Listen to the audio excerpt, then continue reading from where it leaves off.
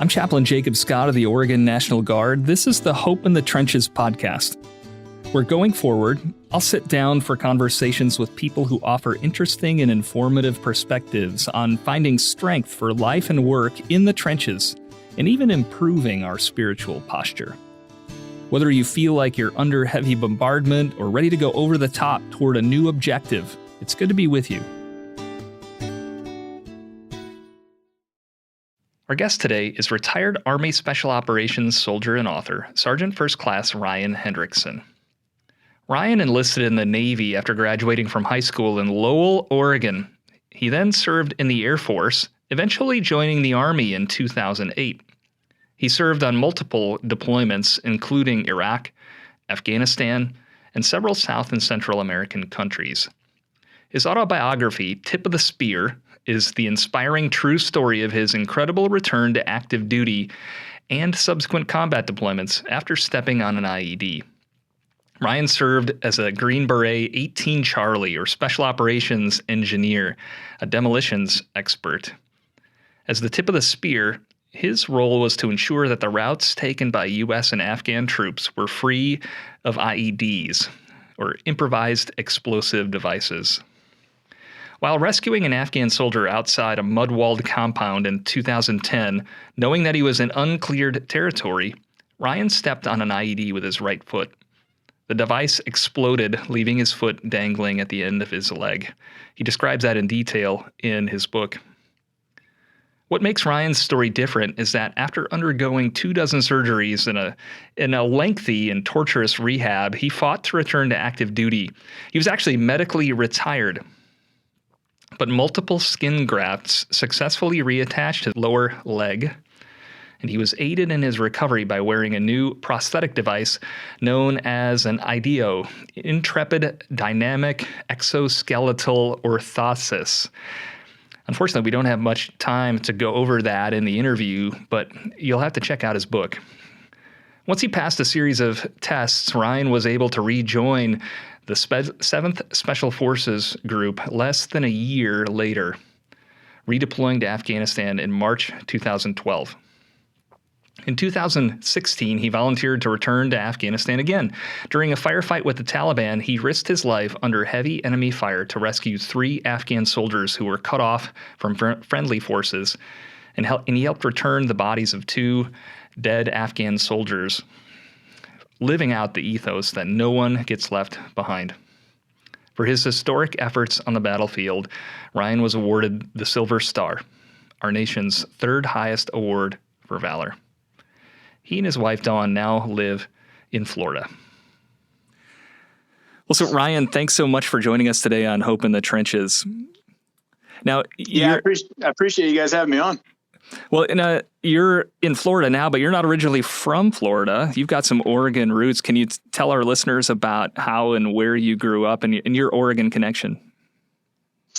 Yeah, so I'm Florida by military.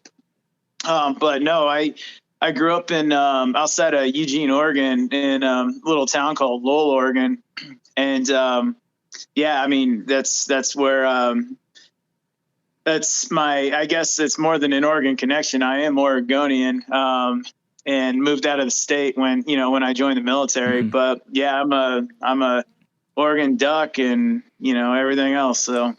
Well, so most of our listeners are probably going to know where the Dexter Reservoir is. So, and actually mm-hmm. probably some are familiar with Lowell. Mm-hmm. So now your father was a Vietnam veteran, and you talk about that quite a bit in your book, but maybe tell our listeners a little bit more about what made you join the military. Yeah. So, my dad is a Vietnam veteran. He was born and raised in Corvallis. Okay. But he just like me joined the military at 18, and went to Vietnam, for 2 tours. In my family, the military was always kind of what was going to happen. When I turned 18, my dad basically told me it's, you can go out and get a job. You can try and go to college, but you're not really college material. Because you're kind of dumb. I was like, all right, cool. And he said, but I highly recommend joining the military because you can do your 4 years, serve your country. And then when you're done with that, you can come back and figure things out from there. But you're going to see the world. You're going to serve your country. And it's going to open your eyes, because if I let you stay here in this little town, you're probably never going to leave. So I'm letting you know, you could do whatever you want, but you can't stay here. Yeah. So that's basically the push into the military. But I was going to go anyways. I've been playing war since, I was old enough to walk. So running around in the woods with sticks and Yep. Now, that was a pre 9/11 military that you were joining. So what did you expect when you went into the military, and did it meet your expectations, or were you thinking right away that you'd make a career out of it? So I didn't know what to expect, because it was something so completely foreign to me. I mean, before the military, I'd never even been on a plane before, so I didn't. But yeah, in the mid 90s, the military wasn't really looking for anybody. They were still doing the downsizing. I remember I talked to an Air Force recruiter, and he just thought it was hilarious that I even came in there with my test scores that I had with my ASVAB. And I was like, oh, okay, well, all right. And the Army, they didn't need anybody. They were like, yeah, we can get you an infantry contract like 8 months from now, maybe a year. The Marines, I mean, that dude was just so like mean. He was just angry all the time. And he had this huge, lip of dipping, and he says he's talking, but he's yelling at you, and dip spits flying everywhere. I was like, oh man, you're scary. I don't want to join the Marines. You guys are all scary. And the Navy is just, the guys, I mean, you want to go to exotic ports and see exotic women, and I'm 18. I'm like, yeah, sign me up. I do. And he's like, cool, man, sign up. So I went all over the world in the Navy. It was definitely an eye opener. I mean, our ship went everywhere. But as far as my expectations pre 9/11, I would say that the Navy was a big eye opener, because living on board a 1968 commissioned boiler fed ship, that was an eye opener. That definitely was. So, but it was good. I would never do it again, but I'm glad I did. So, well, yeah, I can relate to that a little bit. Well, first of all, I think my Marine recruiter was more of the career recruiter, and he had the contract with my name on it, but I got I put in for a couple of ROTC scholarships, and I said, well, if one of these comes through, I'm trying to get to college. That's how I'm going to pay for it, and so I didn't end up joining the Marine Corps either. But I can relate to that too. I was growing up in a small town in southern Minnesota. Very homogenous communities. Now you go into the military, and now you're exposed to people from all walks of life, united around that common purpose and that mission. Yeah. And so your stint on active duty Navy was you were there at an interesting time as well. And you talk about this in your book too, but your ship responded to the USS Cole. Yeah. So this was my second deployment to the Persian Gulf, and yeah, we were getting ready to go through maybe the Straits of Hormuz. I can't remember, but we were real close to the coast of Yemen right there, and this distress signal went out that, hey, we have a ship that's sinking. And I don't quite remember. That wasn't my job. My job was, I think I was on the helm when the distress signal actually came out, and it was like, hey, we're going full steam ahead to the Gulf of Aden to rescue these the sailors on the Cole, because the ship's sinking. So we got there.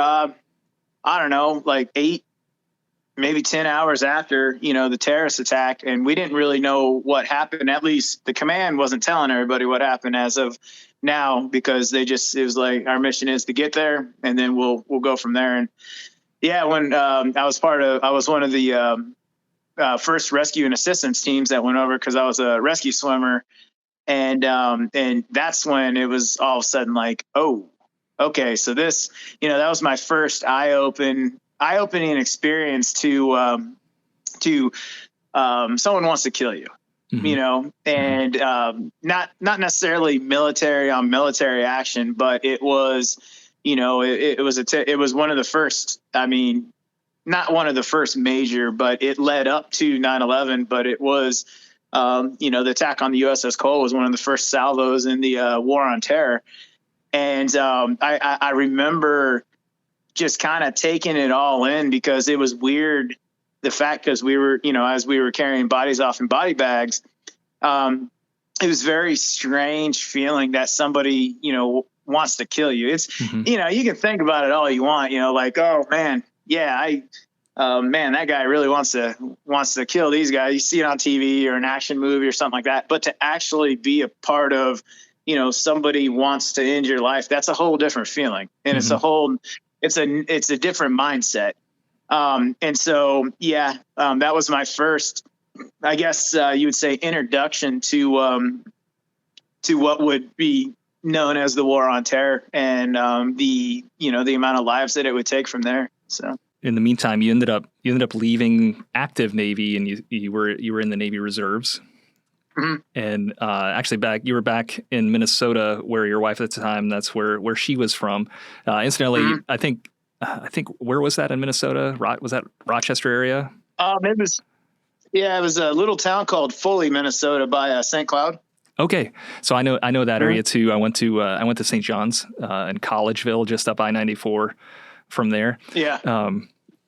But you were in the Navy Reserves then, and you got a slot to go to BUDS, Basic Underwater Demolition School, while you were in the reserves.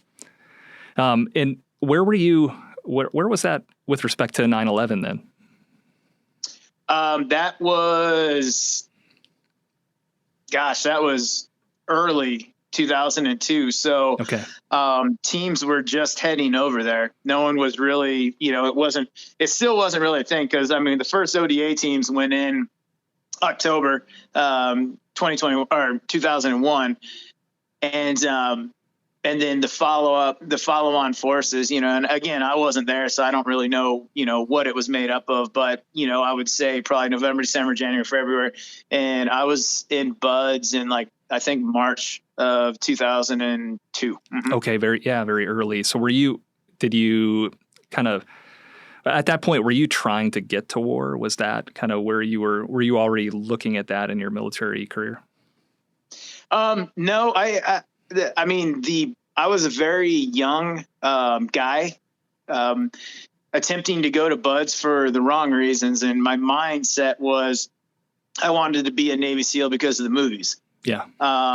And so I wasn't really, that the whole, going to war part and everything like that. In my mind, it was still all like the movies. And so that's why, I went to BUDS, and that's why I, ended up failing out, was because I went there for all the wrong reasons. I wanted to be a movie star, and I didn't realize, it's like, it's movies are movies. This isn't the movies kind of thing. So. Status. That's a very different motivator. And I can relate to that a little bit too. I was on active duty at the time, and late 90s, early 2000s, and got to go to Ranger School and failed for probably some of the same reasons. I wanted that, but wasn't doing what I needed to do to prepare myself to earn that. Yeah. Yep. Yeah. It's a whole different ball game, and it's a course that it's. I don't have the statistics on it, but I'm fairly certain that you can't go to BUDS. I'll just see how this goes. I don't think it works that way. Like, you're either 100% prepared and you know exactly why you're there and what it takes to get through it, or you're not going to make it.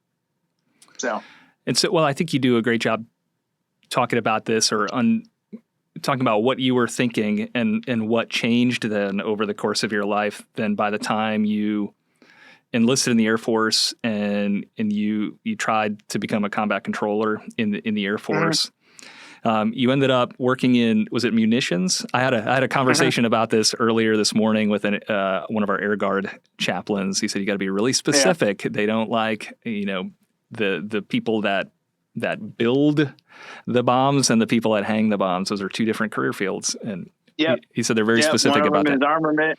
Yeah, one of them's ammo, one of them's armament. So. Yes, and so then, and you tell a great story about how you ended up switching then over to the Army. But do you think by then your mindset had changed, or can you talk maybe about what had changed mentally or spiritually, or anything that had changed your mindset then when you had an opportunity to go to Special Forces selection? Yeah. So when I went into the Air Force and I started going through the combat control pipeline, I didn't realize I had been on medication in my past that actually, what was it?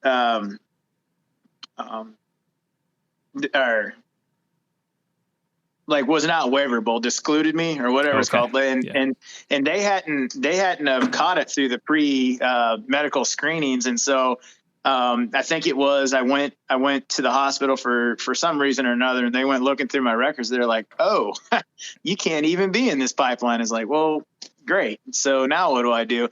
So it was just another hang up. But I did my 4 years in the Air Force, and I was going through, a pretty nasty divorce at the time. And I went into the personnel office to update my records from married to single and, go down that whole thing. And I saw this poster on the wall with with like a guy in a uniform, and half of it was Class A's and half of it was Air Force dress blues. He said, "Go blue to green." So I asked one of the counselors about it, and they're like, "Yeah, if you're in an overman career field, the Army is accepting direct over transfers." And I was like, "Oh." And so I gave them my career field, and they're like, "Yeah, you're overman." Oh, so then they got me in contact with the recruiter, and the recruiter, he said, "Yeah, man, we've got basically everything's open right now. The Army needs people. What are you looking at?" I said, "Infantry." He goes, "Okay, that's definitely wide open. Why do you want to go infantry?" I was like, I just need to do something different. I want to get into the war and all this stuff. And he goes, "Man, you're a little bit old to be playing those kind of games." It's like, okay, I'm 29, E5 and all this other stuff. And he goes, "Have you ever thought about Special Forces?" And I was like, "Yeah, I have. I mean, I ran into those guys plenty in Iraq, and my dad was with MACV-SOG as an attachment in Vietnam. And so, yeah, I know all about what I, know from like TV and talking to people and stuff like that. I didn't know all about him, but, and so I was, we got to talking about it. I go, "Well, I don't have any qualifications for that. I mean, I grew up running around the woods in Oregon, but I mean, I've never been in a combat arms career field." And there's a difference, it's like, I can land nav because I can look over there and see a mountain peak, and I'm like, "Yep, I'm walking that way," or find a creek and follow it south. Okay, got it. Everything leads to a road, not a problem. But, all this soldiering stuff like land navigation, shooting, and all this other stuff, I was like, I've never done that. I qualified once a year on a weapon system, and that's it. If I ever even got to see it again. And he goes, "Well, I mean, you may actually be surprised, man. You never know." Says, "All right." So I went through infantry basic. I was with the 18 X-ray is what it was called. And so I signed up with the X-ray course, and I just got to thinking, I was like, yeah, I'm probably not going to make it. But I don't ever want to look back and know that I didn't try because I was scared to fail. I was like, I already failed once at Buds. I was like, and it's because I quit on myself. I knew I had more to give, but I didn't want it. And I go, I'm going to give it everything I got. I'm going to put everything into this. I don't care. My mind is, I need to get my mind off of this nasty divorce. I just need to completely bury myself into something that is, what is it going to be extremely challenging, something I've never done before, something I never even contemplated on doing before. I just need to bury myself into this. And when the dust clears, we'll see what happens. And so, yeah, I went, I did infantry basic, jump school, and then the X-ray prep course, and got to selection. And every time my mind was like, well, this is usually when you give up on yourself. You ready to go? I was like, no. And just kept pushing and pushing and pushing. And next thing you know, it's, we started off with 405 guys and 55 guys got selected. And then moved on to the Q course, which selection is not the hardest part, but moved on to the Q course.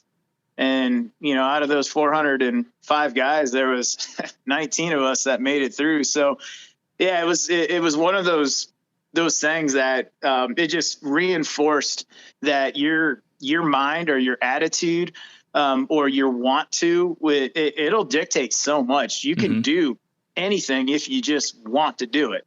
And if you're going to dedicate your time, effort, emotionally, physically, and everything else into it, you're probably going to be successful. It's just most people don't know how to do that because we are a culture of comfort zones. Yeah. We like to live in our comfort zones, and stepping out of those comfort zones is very, very difficult because you have a chance to fail. And we have this taboo mindset, which I understand it completely because when I failed BUD/S, I went into a depression about it. But we have this taboo mindset about failure, and we don't realize that failure is actually very, very healthy for growth. Absolutely. You can't grow without failing. It's impossible. And I've seen it in all of these courses I've been to that are just ball busters. Usually the guys that have never had to step out of their comfort zone before, everything has been easy for them. They're usually the ones that go quickly. And I was like, oh, okay. So yeah, that was the transition from Navy, Air Force to the Army, and eventually, to getting my Green Beret and moving on to 7th Special Forces Group. Well, I think you touched on it too, that it's so important to know your why and to know why you're doing something. So is Friedrich Nietzsche, the philosopher, he's the guy who said, what doesn't kill us makes us stronger. And, but he also said that a man who knows his why can bear with almost any how. So if you if you know your why, you can put up with almost anything. Yep. And my endure. why was that victory. Yeah, I just needed one victory, one W. I racked up a whole bunch of L's in my life. I needed one W. And crazy enough, once I actually looked at BUD/S, and instead of feeling sorry for myself and make myself out to be this victim, well, I had pneumonia and I had an injured this and I was blah, blah, and actually looked at the fact, BUD/S and what I learned, those lessons, when I actually turned that failure into healthy lessons, it actually helped me succeed in the Q course. So, oh yeah, that failure at Ranger School for me has been a very powerful motivator and tool for growth. So now looking back to that decision again too, do you think that was an opportunity that you were ready for? Or once you saw that opportunity, then did you have to devote yourself to preparation? Oh, so I have always, just from the lessons learned at BUD/S and my brief appearance in the combat control pipeline, I've had a very good understanding of a military ass whooping, I guess you would put it, and how they in the courses that we go through. So I had an idea. What I wasn't prepared for is, so the Navy and the Air Force, they like to run. And if you can run, you're going to be a great fighter. All right, cool. I'm not saying they're wrong, but 5'7", 210 pounds, I'm not a runner. The Army, regardless of what school you go to, the Army is like, oh, cool. Yeah, you passed your 2-mile run. Congratulations. Now we're going to put 100 pounds on your back and we want you to go operate. That was a whole nother stress but I was good at it because I'm small, or not small, but I'm short, I'm compact, and I have and I had the build for rucking.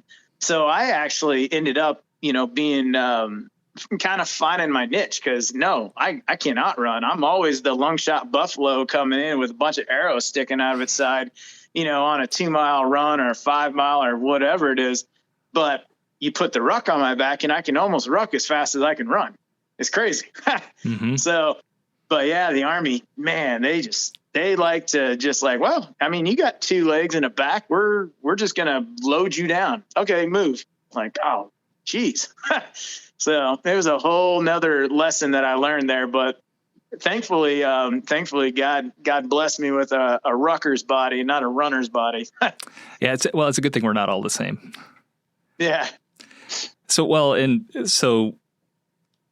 And again, you tell the story really powerfully in your book, but that was then just kind of the start of the learning and the personal growth and some of the challenges that you would face when so now you find yourself assigned to the 7th Special Forces Group, getting ready to deploy.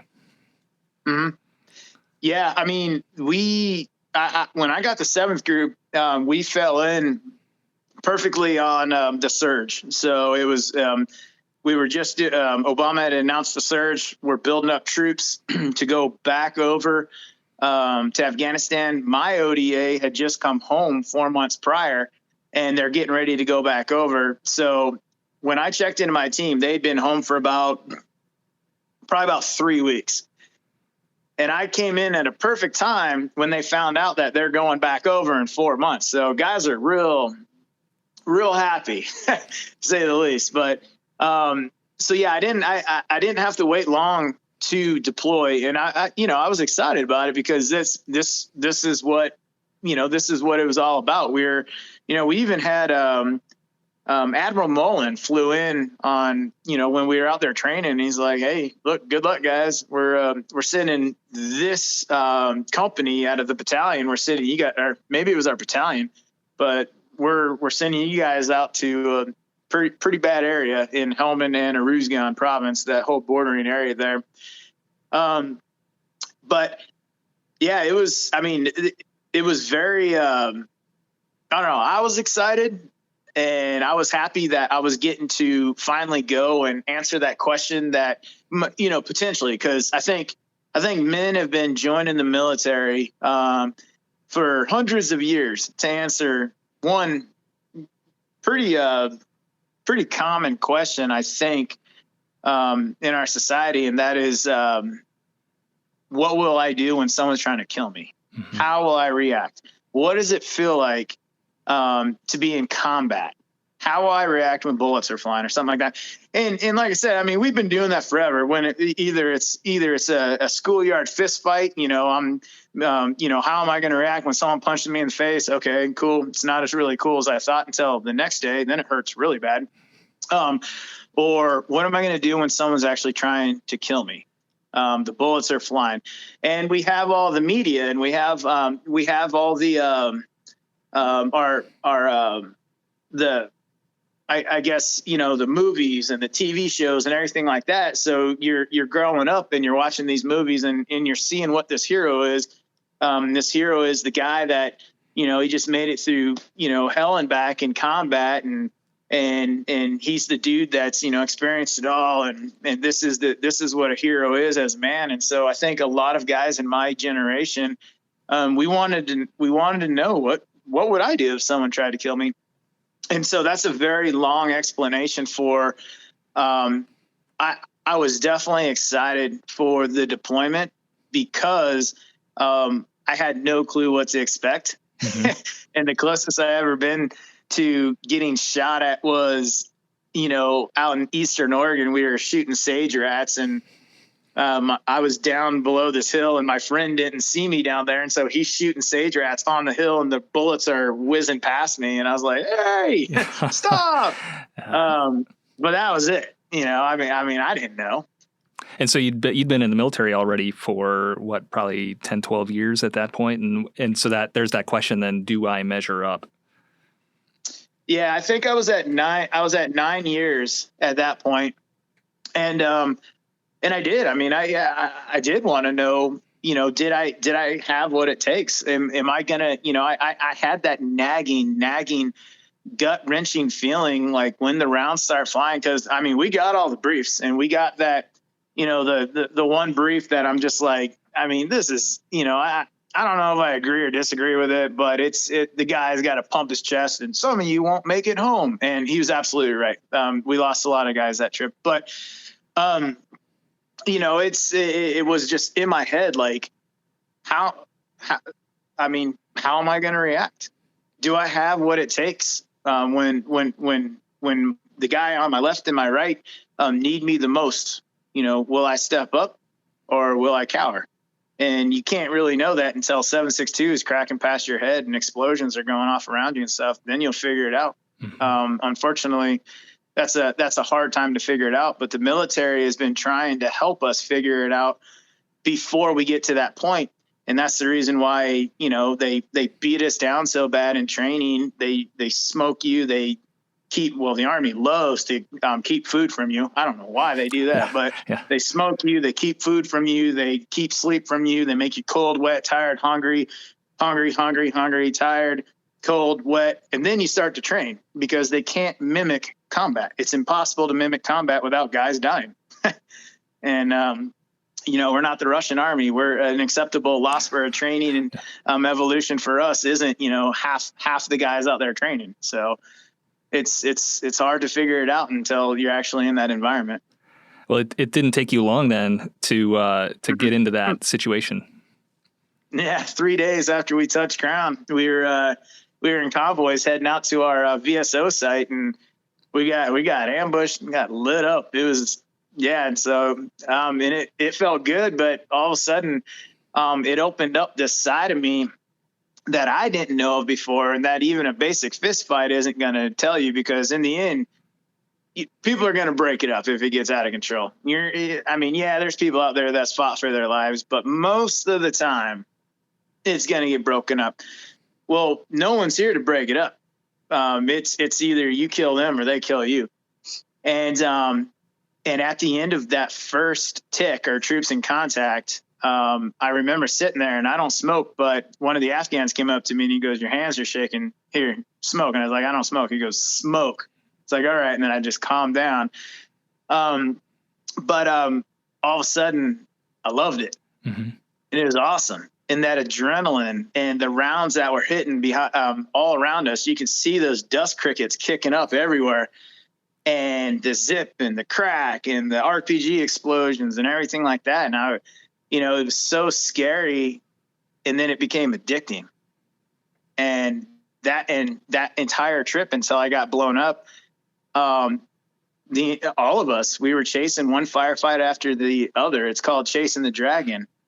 And that's it's a very, very, very dangerous high. And we're seeing some of the results of that right now with suicides and some other stuff that's going on. Alcohol abuse, drug abuse, is because now that we don't have that next deployment, guys used to just sit there and like, all right, man, I got to keep my nose clean until the next trip to Afghanistan where I can actually be me. The U.S. government made me this. Now I can go over there and I can be who I'm supposed to be.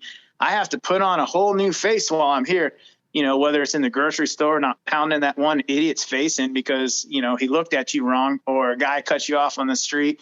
You have to keep yourself contained because you got to get to that next deployment where you can actually be you. Yeah. And now we don't have that. And it's just, that's a whole nother conversation, but it's just really the mental health aspect. I don't think we've even seen a drop in the bucket compared to what's to come, because of what I just said, that high that you get addicted to and you want to recreate it and you can't. So, yeah. And those skills and those attributes, the things that keep you alive in a combat zone, don't translate then so well back to Main Street USA. Nope.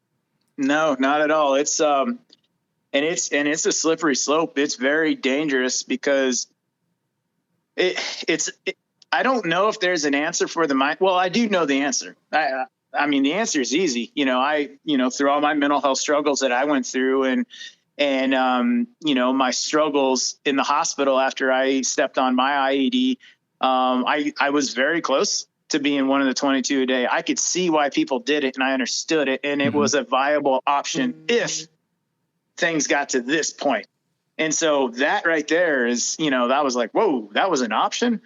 But a lot of guys keep that option, in their dump pouch just in case, and that's the that's the dangerous part of where we're at right now, because the just in case is going to get even more, your hand's going to start reaching for that dump pouch quicker and quicker and quicker, because there's no war to look forward to. And so now the challenge is, well, what do we do? We just can't write all these guys off. First responders are going through it too, police officers and everything.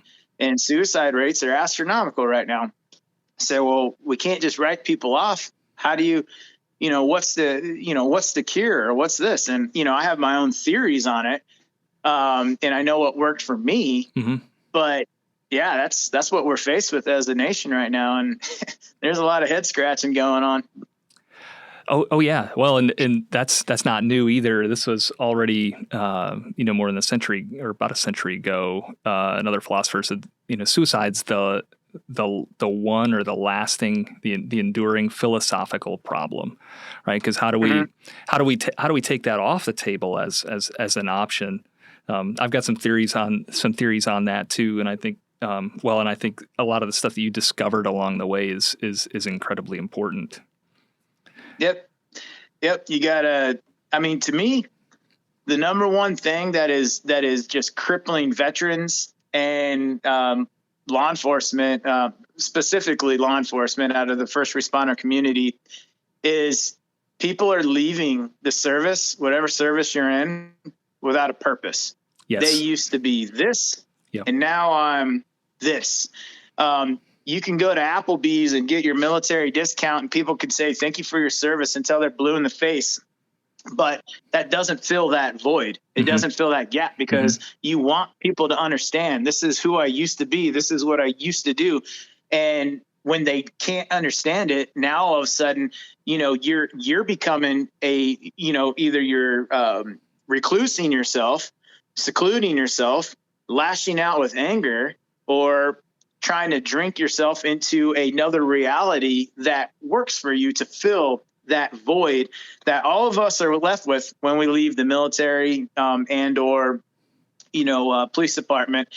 And so having a purpose is huge. But what helped me, and my mental health struggles that I had, and to a point, like, no one waves a magic wand and you're all suddenly cured. No. This is life, and life slaps you down and down and down. And then you get up and you're like, all right, I stepped on an IED, I recovered, I'm heading back to my unit, and man, life is great. It's like, why am I getting put in the ground again? I just overcame all this. This isn't fair. Yeah. But for me, the purpose that I was given, I actually figured it out this year when Russia went into Ukraine. And my purpose was to help people. And then all of a sudden now, I'm going to Ukraine, and I'm, we're removing landmines, or we're bringing food, or helping build this, or whatever it is. And I don't have a gun. I'm not a combatant. And the fulfillment that I'm getting from having the purpose of just helping people, to me, that's the cure for PTS, is having a purpose that helps others. Because what they do for me, like, yeah, I love, it's great. I love helping people. It's like, oh, thank you, man. Appreciate you removing these mines out of our farm field. Great. It's what that does for me. That's the cure. When people ask me. It's not just that dopamine hit. It's not just the rush you get from being in combat, or when you're walking the line between life and death, but having something greater to pull you through. And I heard it said years ago. Yep, something bigger than yourself. Yeah, especially for us as veterans too, don't let your military service be the last great thing that you ever did. Don't let that be the last important thing that you ever did. Now you finished your book, and I didn't catch this when I first read your book, and Russia had not invaded Ukraine yet, but you end your book with the words, "I have a feeling that I haven't found my last IED." Page 305. I got it in my notes, right? As I was flipping back through your book, I thought, oh my goodness, Right? You didn't know that No, that you were going to go to Ukraine when you wrote that. I have a feeling I haven't found my wow. Right? Yeah, I guess I don't know. Maybe wow, that's crazy. Maybe wow. Well, no, I forgot all about that part. No one's ever brought it up either. Oh, that's funny. Because since Russia invaded Ukraine, so you took your first trip over. I think you were working with Youth with a Mission, taking humanitarian supplies over. But then very quickly, you found a niche. Because, and I was joking with Chris. So Chris is a former 275 Ranger guy. And and we hear so often that people want a job in the military that's going to translate into life after the military, right? So, but there's not a huge calling for 18 Charlies or combat engineers outside the context. But now you took a trip over this summer and you're getting ready to make another trip over. You've raised money and bought mine detectors. And so you've been training Ukrainian forces on how to operate mine detectors and do minefield clearance and removal. And you spent some time pulling mines out of farmers' fields. Tell us about that. Yeah, so I mean, as you know very well, Special Forces, we like to use the train, advise, and assist method. And so basically what I did was my first trip over there, I went over there in the middle of March, and I was driving basically a cargo van / small bus, and we would go into areas as the Russians were moving in, and we would gather the women and children, and the men had to stay behind, which is super heartbreaking. There's some scenes there I'll never forget for the rest of my life, but we would gather up the women and children, and then we would get them to Kyiv and then get them into the rat line to either Romania, Hungary, or Poland. And Poland, mostly Poland, because Poland's been absolutely amazing through this entire conflict. But and so then as April starts to roll around, now all of a sudden we have word, because I was in Kyiv, and so we're thinking they're trying to surround Kyiv, and it's a laser light show every night with the rockets and the bombs and the artillery and all that other stuff. But now all of a sudden the Russians, we're getting word from people in Irpin and Bucha, which are suburbs of Kyiv, that, hey, we were told to come into our basements, and it's been, 3 or 4 days. We don't hear anything outside. I think the Russians are gone. So now all of a sudden we're getting this word. So we were one of the first group with all the news reporters, going into Bucha. We were one of the first groups in there with just van loads of food and everything like that. And so that's what the mission transitioned into. Well, that was when I found my purpose. I was 43 years old when I finally figured out who Ryan Hendrickson is. So weird. Navy, Air Force, Army, Special Forces, Green Beret, never knew what my purpose was.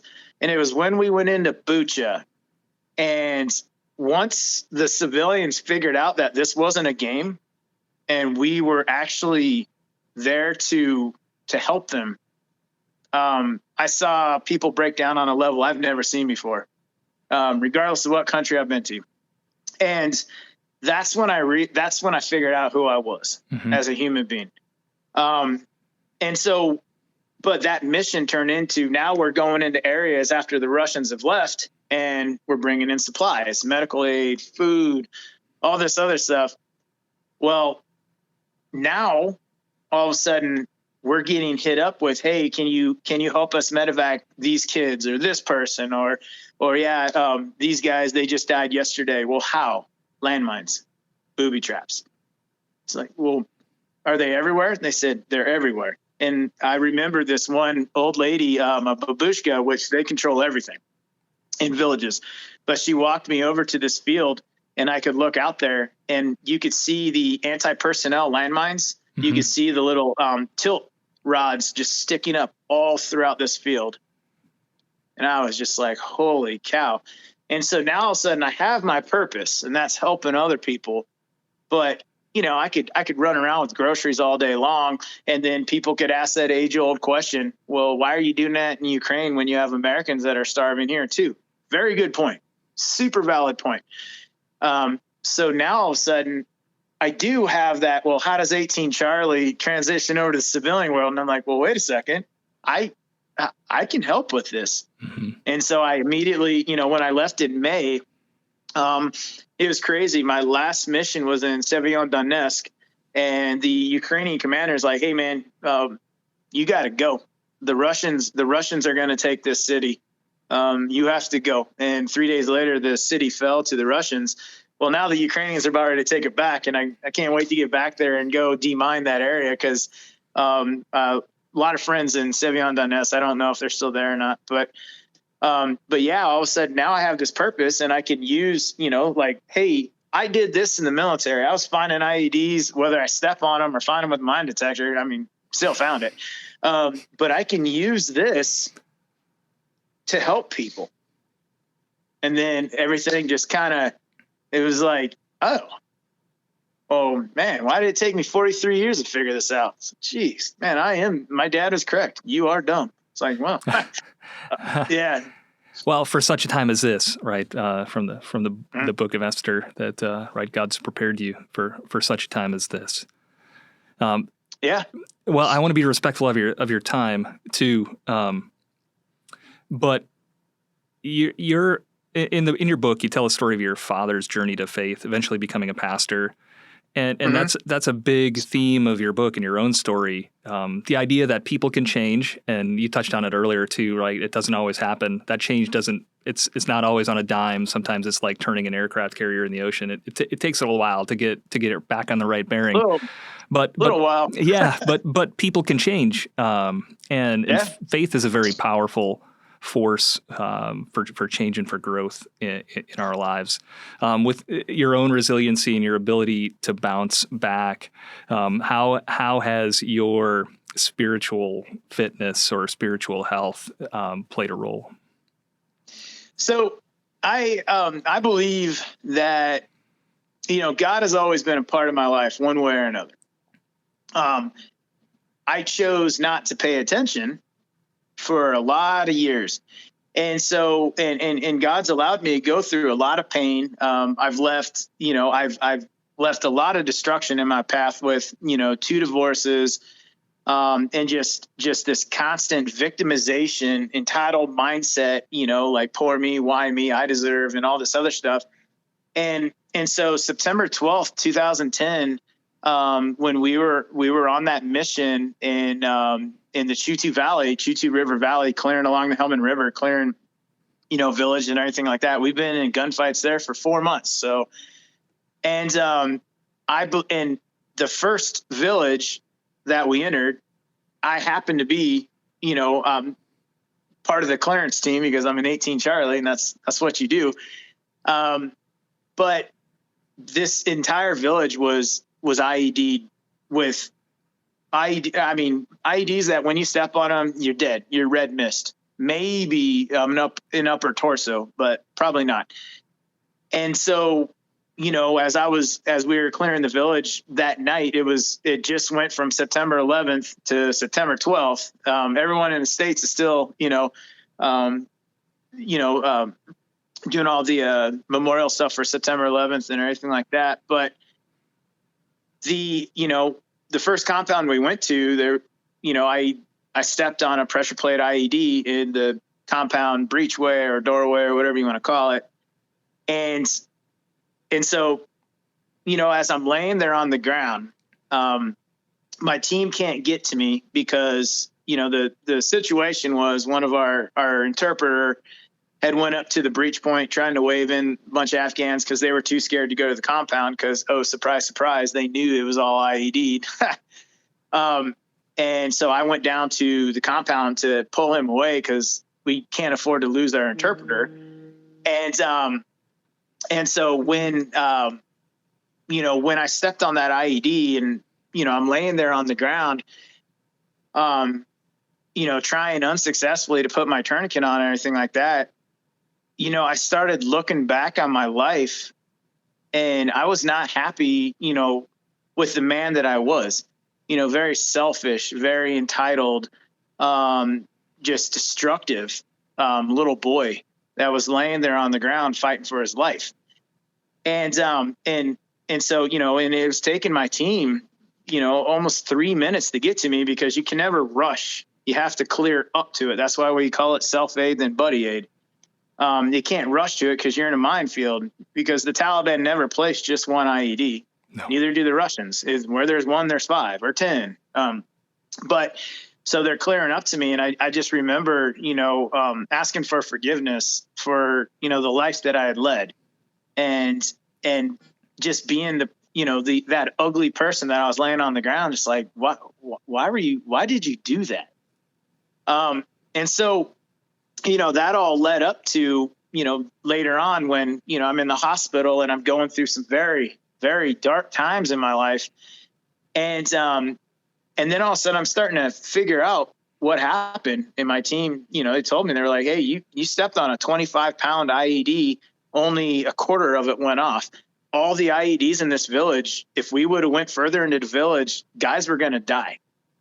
And so then, as I start to take control over my life again, quit being a victim, quit being entitled, quit feeling sorry for myself.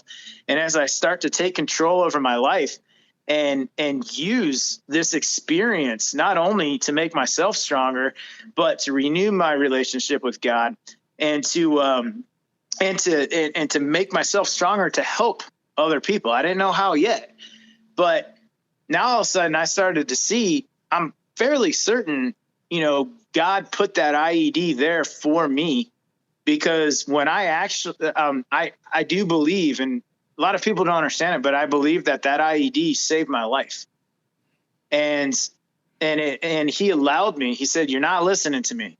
So I'm going to have to do something, because your dad's correct. You're stupid, but I'm going to have to do something, and it's going to hurt really bad. But there's something bigger for you. And it's not that I'm this great person. No. It's just, that was the sign. That was the wake up call God gave me. And so I do believe that IED was placed there to get my attention and to eventually save my life. And it did. That was 2010. And yeah, I've battled back and forth for years, just with, who am I, or the same thing everybody does, because mental health isn't like, all right, well, found my purpose, or not my purpose, but all right, I overcame that, I'm good to go. Life is going to be smooth sailing, because in Hollywood, movies all in right now, I'm good. And then you hit that next pitfall, and the next one, because life is brutal. Mm-hmm. And surprise, nobody owes you anything. And so as you're getting beat down, it's just because it's life. Well, all of that from 2010 till 2022, February 2022, when I actually found, like, I'm fairly certain, because how Ukraine even evolved for me was cool. I mean, not coincidence, because nothing is, but it was a miracle. Yeah. I'm just sitting there. I have a high-paying government job, deploying, going to Syria and Afghanistan. I closed down Afghanistan, all that stuff. Should be happy. Money's coming in, but I have no purpose. I am nobody. Then Ukraine kicks off. And next thing I know, I'm talking to David Cunningham, who him and I have formed a great relationship from the book that I never wanted to write in the first place. Because it wasn't a book, it was therapy, it was journaling. But now I'm talking to David Cunningham, who he's like, yeah, I got some connections in Ukraine. Surprise, his family founded Youth with a Mission. I was like, oh, well, I'm not really a youth. He's like, you're not tracking what we do. And now I'm in Ukraine a week later, and everything has evolved to what it is right now. So, yeah, I do believe if you allow God to show you a path in the direction, it's probably going to end up helping people, and you may fight it all the way till you step on an IED and then continue fighting it. But in the end, if you allow God to show you what he has planned for you, I believe, in my instance, tip the spear, landmine removal is going to be born from. I still haven't figured it all out, but I know God has a reason for it. I'm just too, like I said, I think God oftentimes looks down and he goes, geez, man, this kid is. Oh yeah, we could talk a lot more about that. There's a great prayer. I think it comes from medieval times, and a prince who was about to go off into battle. He said, "Lord, I'm going to be very busy today, and I will probably forget about you, but please do not forget about me." But and each one of us is a work in progress. None of us is perfect. But we always have hope, and there's always something greater outside of ourselves that we can work toward and contribute to. And I think your story is an incredible story of resiliency and hope, and can inspire that hope and faith in others. So Ryan, thank you so much for spending all of your time with us today. I want to be respectful of that. And sharing that with us. And so for any of our listeners too, you gotta find the book, because there's so much ground that we didn't get to cover this afternoon.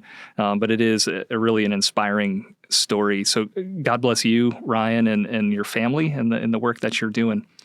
Well, can you tell our listeners kind of how to find you and where they can look you up? So this is the part where I struggle greatly. So I am on Instagram at is it RMH Tip of the Spear? I think. No, it's changed. I had to change it because I was getting so many fake. I think it's Ryan M. Hendrickson .Tip of the Spear. Okay, we'll find it. We'll share we'll share that in the notes. I really need to figure out how to better tell people how to find me. I don't know. Well, what's the joke? Let me Google that for you, right? If people want to find you, they can find you and look you up, and we'll share some links too.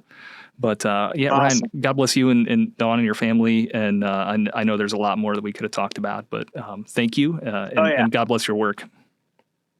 I appreciate it. Thank you very much, sir. Absolutely. This podcast is produced by the Oregon National Guard Public Affairs Office. My prayer for you is that wherever you find yourself, that you might find hope for today and strength for the ambiguity and chaos of life. Blessings on the rest of your day.